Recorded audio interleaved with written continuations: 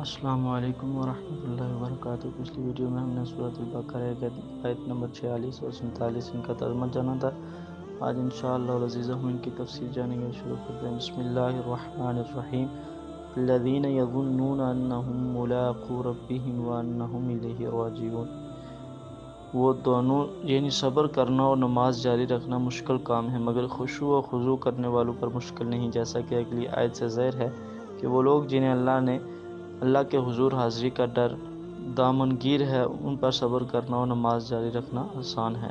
یا بنی اسرائیل اذکروا نعمتی التی انعمت علیکم وانی فضلتکم علی العالمین۔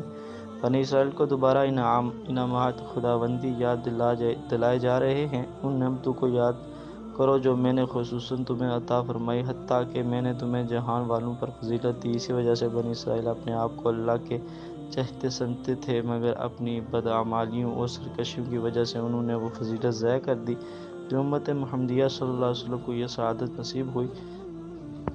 بنی اسرائیل کو یہ غرور تھا کہ ہم انبیاء کی اولاد ہیں، لہٰذا ہماری شفاعت ہو جائے گی، اور یہی عقیدہ اب امت محمدیہ اپنا کر بے راہ روی کا شکار ہے۔ نبی پاک صلی اللہ علیہ وسلم کی شفاعت برحق ہے، مگر گناہوں کی بنا پر جہنم میں جانا بھی لازم ہوگا۔